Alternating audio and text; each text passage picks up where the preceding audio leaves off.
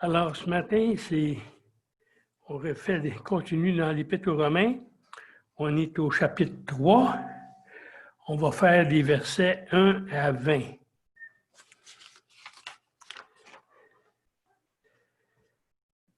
Alors,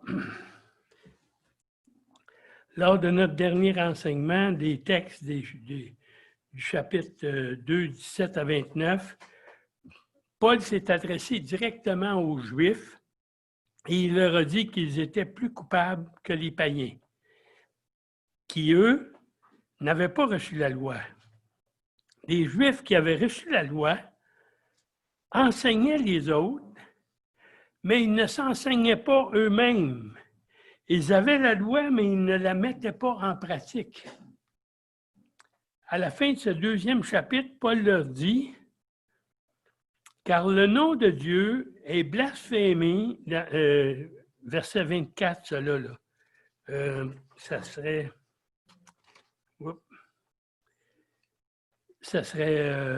chapitre 2.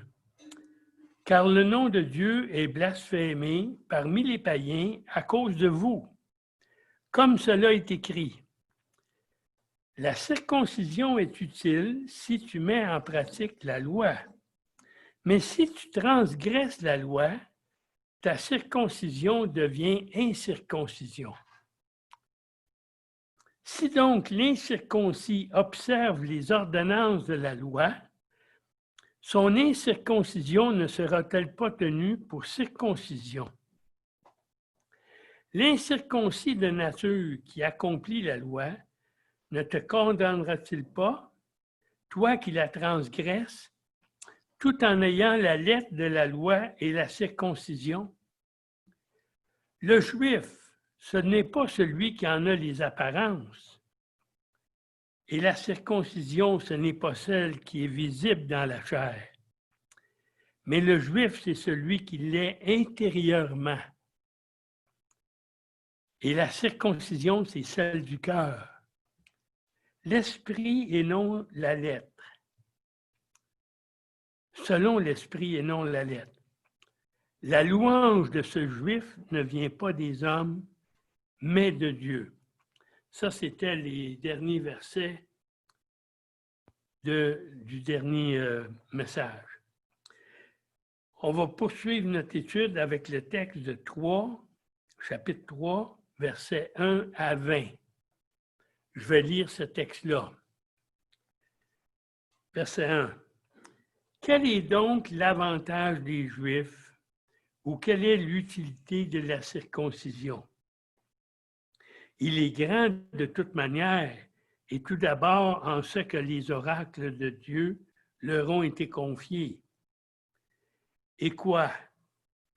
Si quelques-uns n'ont pas cru, leur incrédulité annulera-t-elle la fidélité de Dieu? Loin de là. Que Dieu, au contraire, soit reconnu pour vrai et tout homme pour menteur, selon qu'il est écrit, afin que tu sois trouvé juste dans tes paroles et que tu triomphes lorsqu'on te juge. Mais si notre injustice établit la justice de Dieu, que dirons-nous? Dieu est-il injuste quand il déchaîne sa colère? Je parle à la manière des hommes. Loin de là. Autrement, comment Dieu jugerait-il le monde? Et si par mon mensonge, la vérité de Dieu éclate davantage pour sa gloire, pourquoi suis-je moi-même encore jugé comme pécheur? Et pourquoi ne ferions-nous pas le mal afin qu'il en arrive du bien, comme quelques-uns qui nous calomnient prétendent que nous le disons?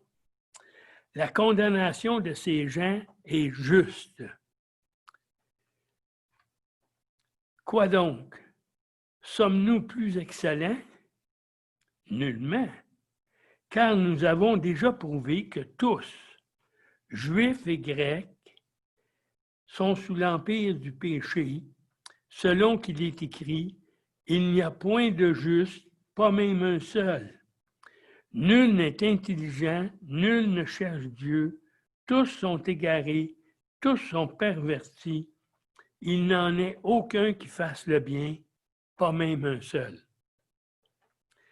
Leur gosier est un sépulcre ouvert. Ils se servent de leur langue pour tromper. Ils ont sous leurs lèvres un venin d'aspic.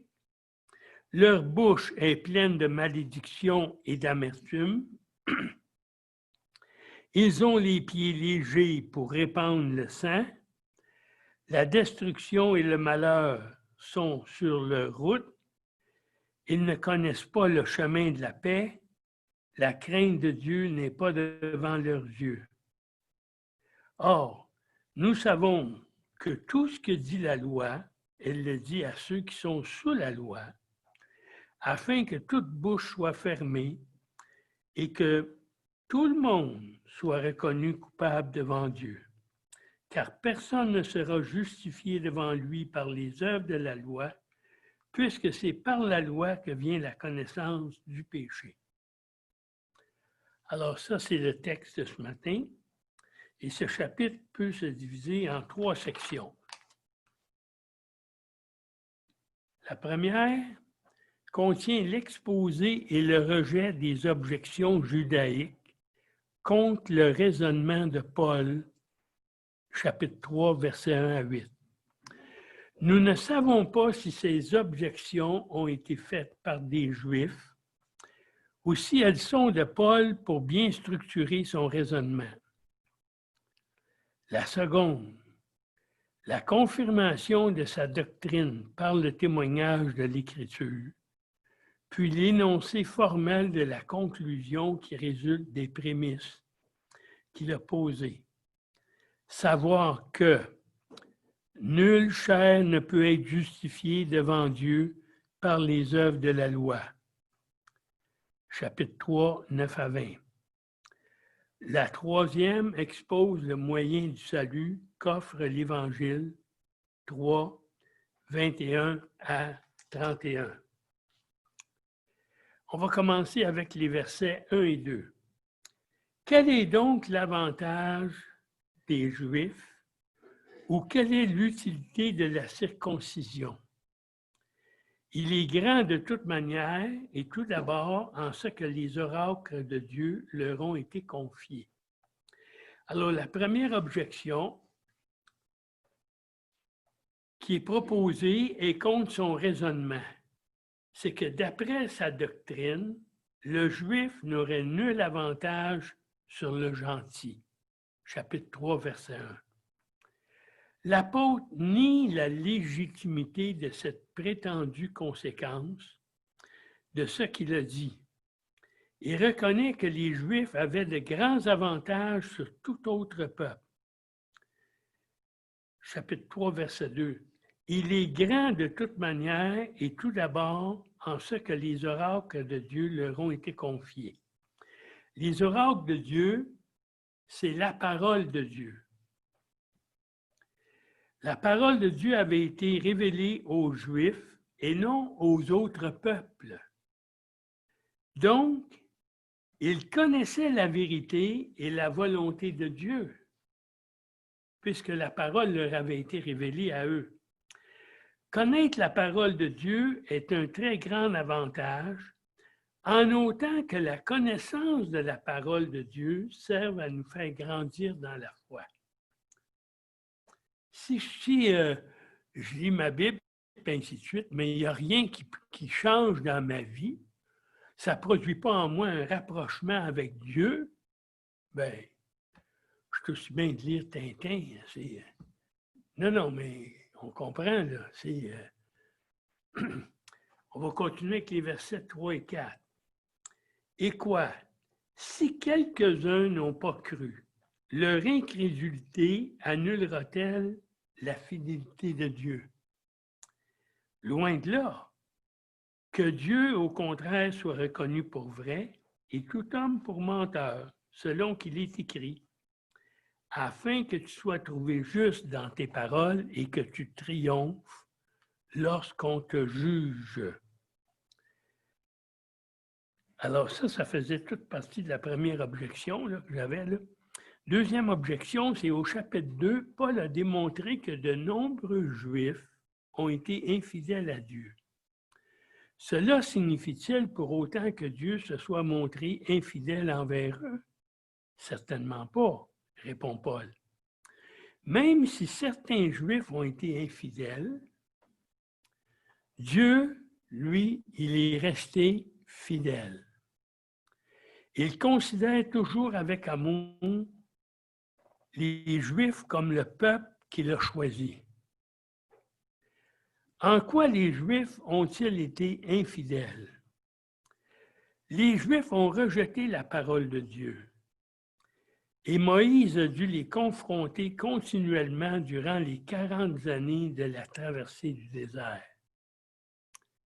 Leur principale infidélité a été de n'avoir pas cru aux promesses et aux prophéties de l'Ancien Testament concernant la venue du Sauveur Jésus-Christ dans ce monde.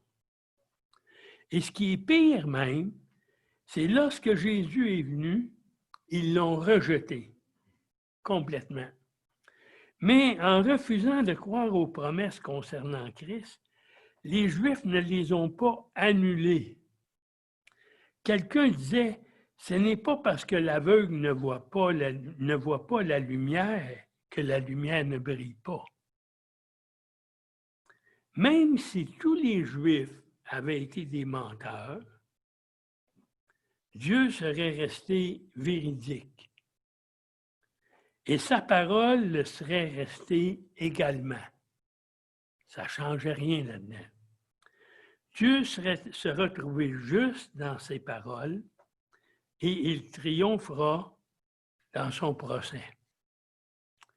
Voyons le psaume 51,6 qui dit « J'ai péché contre toi seul et j'ai fait ce qui est mal à tes yeux, en sorte que tu seras juste dans ta sentence, sans reproche dans ton jugement. » Quand le péché de l'homme est mis en lumière, la justice de Dieu apparaît encore davantage. De même qu'une chandelle semble plus lumineuse la nuit que le jour. La justice divine brille davantage dans l'obscurité de l'injustice humaine. Hein? Si l'homme est injuste, la justice de Dieu brille davantage. On va continuer avec les versets 5 à 8. Mais si notre injustice établit la justice de Dieu, que dirons-nous? Dieu est-il injuste quand il déchaîne sa colère? Je parle à la manière des hommes. C'est pas moi qui le dis, c'est Paul qui disait ça. Loin de là. Autrement, comment Dieu jugerait-il le monde? Et si par mon mensonge, la vérité de Dieu éclate davantage pour sa gloire, pourquoi suis-je moi-même encore jugé comme pécheur? Et pourquoi ne ferions-nous pas le mal afin qu'il en arrive du bien? Comme quelques-uns qui nous calomnient prétendent que nous le disons. La condamnation de ces gens est juste. Troisième objection. On a fait 2 à date, là. Oui. Ici est présentée la troisième objection à la conclusion qu'Israël est sous le jugement pour son péché. Paul vient de montrer que la justice de Dieu est démontrée par sa condamnation des Juifs pour leur incrédulité. L'objection veut dire, si notre injustice démontre la fidélité de Dieu, est-il normal que nous soyons punis quand notre incrédulité nous condamne? Notre péché met en valeur la sainteté de Dieu. Pourquoi alors être puni alors que nous fournissons une telle occasion. Si nous parlons à la manière des hommes, Dieu n'est-il pas injuste lorsqu'il envoie sa colère sur notre nation parce qu'elle est incrédule? Puis dans les versets 9 à 20, dans la suite de cette section, Paul poursuit l'exposé de l'injustice des Juifs. Il montre qu'elle est condamnée par les Écritures aussi sévèrement que celle des païens. Juifs et gentils sont pécheurs. Faisant appel à l'autorité absolue de la parole de Dieu, universellement admise par les Juifs, Paul en donne pour preuve une mosaïque. Une mosaïque qui est un assemblage de petites pièces qui forment un dessin, un motif. Toutes des petites pièces mises ensemble, là, ça fait un dessin ou une pièce. Là. Alors, une mosaïque de versets bibliques qui ont pu être assemblés pour suggérer totalement, non, pour suggérer la totale participation de la personne humaine au péché. Gosier, langue, pieds, yeux, tout ça, ça participe au péché. À deux exceptions près, ces textes sont tirés des psaumes de la version des Septante. Ces passages de l'Écriture représentent la loi et s'appliquent principalement aux Juifs dans son injustice. On va continuer avec les versets 9 à 12. Quoi donc, sommes-nous plus excellents? Nullement, car nous avons déjà prouvé que tous, Juifs et Grecs, sont sur l'empire du péché. Selon qu'il est écrit, il n'y a point de Juifs, de justes, pas même un seul. Ecclésiaste 7:20. Non, il n'y a sur la terre point d'homme juste qui fasse le bien et qui ne pêche jamais. Nul n'est intelligent, nul ne cherche Dieu. Tous sont égarés, tous sont pervertis. Il n'en est aucun qui fasse le bien, pas même un seul. Psaume 14, 1 à 3, qui dit « L'insensé dit en son cœur, il n'y a point de Dieu. Ils se sont corrompus, ils ont commis des actions abominables, et il n'en est aucun qui fasse le bien. L'Éternel du haut des cieux regarde les fils de l'homme pour voir s'il y a quelqu'un qui soit intelligent, qui cherche Dieu. Tous sont égarés, tous sont pervertis. Il n'y en a aucun qui fasse le bien, pas même un seul. » On va continuer avec les versets 13 et 14. Leur gosier est un sépulcre ouvert.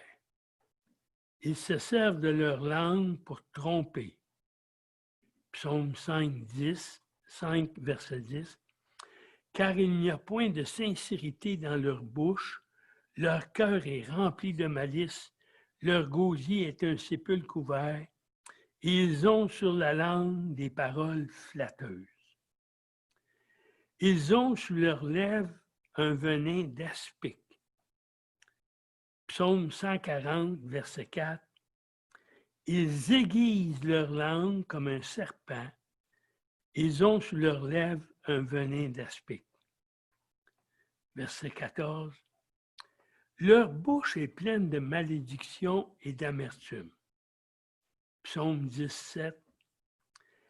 Sa bouche est pleine de malédiction, de tromperie et de fraude.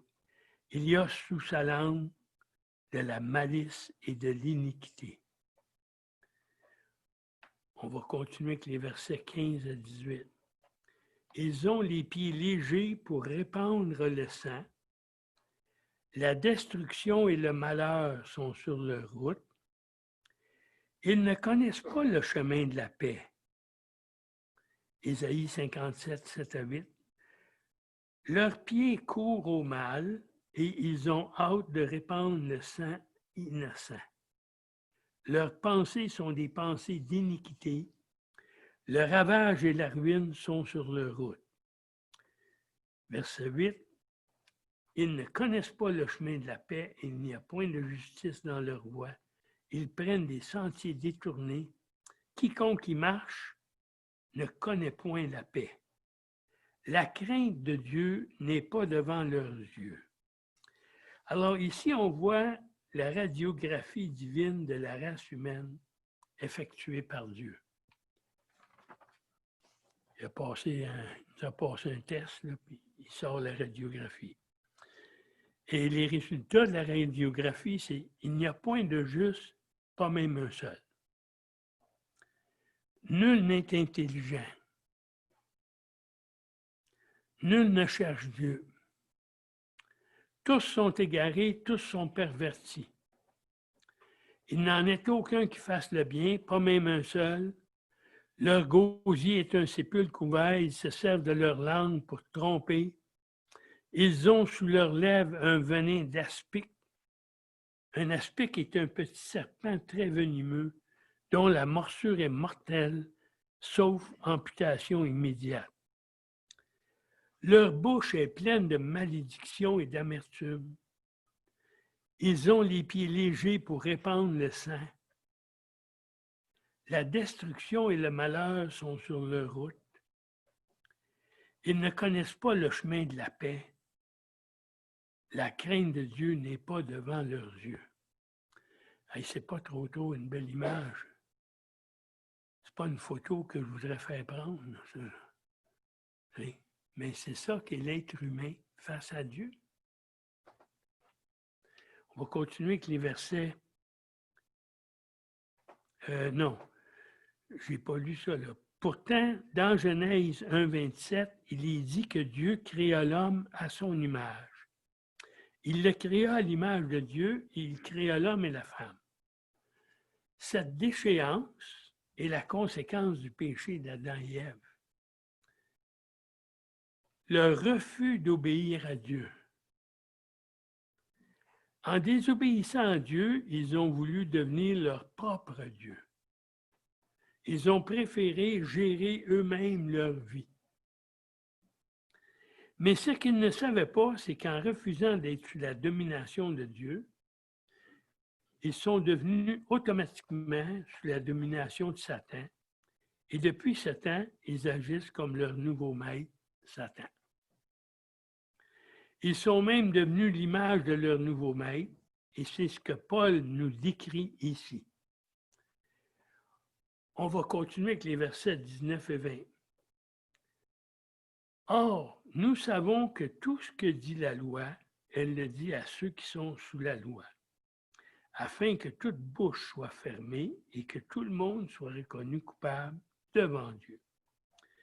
Car personne ne sera justifié devant lui par les œuvres de la loi, puisque c'est par la loi que vient la connaissance du péché. Alors, verset 19.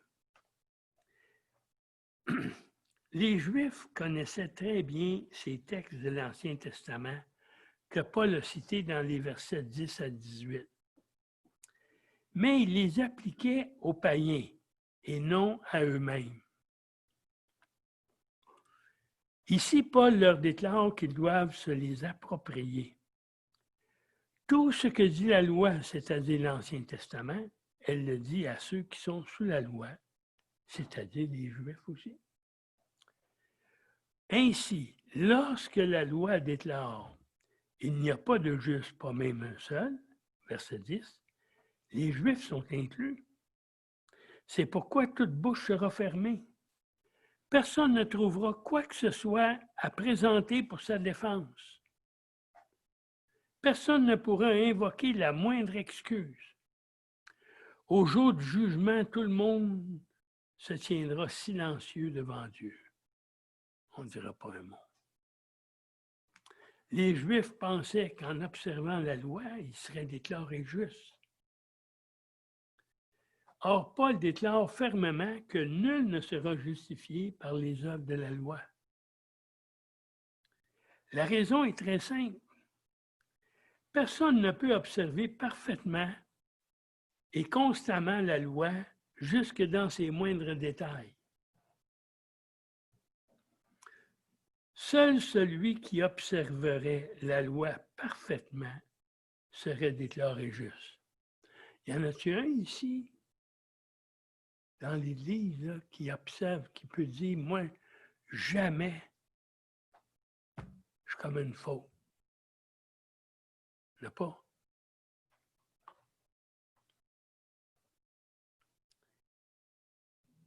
Seul celui qui observerait la loi parfaitement serait déclaré juste. On va regarder Galates 3, 11, puis Jacques 2, 10. Galates 3, 11. Et que nul ne soit justifié devant Dieu par la loi, cela est évident, puisqu'il est dit, le juste vivra par la foi. Le commentaire, une fois de plus, Paul refute les faux docteurs en citant l'Ancien Testament pour montrer que Dieu a toujours justifié les hommes, les hommes par la foi et non par les œuvres. Paul cite le prophète Habakkuk. Voici la suite des termes tels qu'elles se trouvent dans le texte grec d'origine. Les justes par la foi vivront. Autrement dit, ceux qui ont été considérés comme étant justes par la foi et non par les œuvres auront la vie éternelle. Celui qui est justifié par la foi vivra. Jacques 2, 10. Car quiconque observe toute la loi, mais pêche contre un seul commandement, devient coupable de tous. Commentaire. Pécher contre une partie de la loi revient à être coupable de transgression envers tous les commandements de Dieu. La loi est comme une chaîne qui est composée de 10 maillons. En casser un, c'est briser la chaîne. Même si les 9 autres ne sont pas cassés, tu en as cassé un, tu as brisé toute la chaîne. Dieu ne nous permet pas de pratiquer seulement les lois que nous aimons et de transgresser les autres. Ça, c'est un autre point. C'est pas une question de « Ah, ben ça, j'aime ça, ça c'est correct. » Non, lui, je ne l'aime pas, là. Ce commandement-là, je ne l'aime pas. Non, ça ne marche pas. La loi accomplit une chose importante. 2 points. Elle nous rend conscients de notre péché. Elle nous fait comprendre à quel point nous sommes loin de l'idéal de Dieu. Combien nous nous sommes éloignés de lui. Et cette prise de conscience est la première étape que doit franchir toute personne qui revient à Dieu. Alors, ça, c'est le message de ce matin. Il y en a d'autres qui vont venir. Mais ça nous prouve que comment est-ce qu'on est, l'être humain, comment est-ce qu'il est loin. Il est loin de Dieu. Hein? C'est, même s'il essayait d'accomplir toute la loi, il ne serait pas capable. Impossible. C'est un pécheur. Il n'est pas capable de ne pas pécher. Bon, il peut peut-être à certains moments, il ne péchera pas là, sur un point, là, mais ça ne sera pas long après qu'il va tomber dans le péché encore. C'est on est pris par ça, là. On ne peut pas s'en sortir. Il y a seulement Dieu qui peut nous en sortir. Alors, c'est ça. Seigneur, je te remercie pour ta parole qui nous montre des vérités qui peuvent peut-être nous paraître cachées au début, là. Mais c'est ça, c'est la vérité, c'est ce qui existe, c'est à quoi on fait face. Et puis, ça nous prouve aussi que l'être humain par lui-même ne peut pas être sauvé. Impossible. Il ne peut pas. Alors, Seigneur, je te remercie que tu as envoyé ton Fils payer pour nous et que tu nous demandes de mettre notre foi en toi. Seigneur, sans ça, on serait perdu pour toute l'éternité.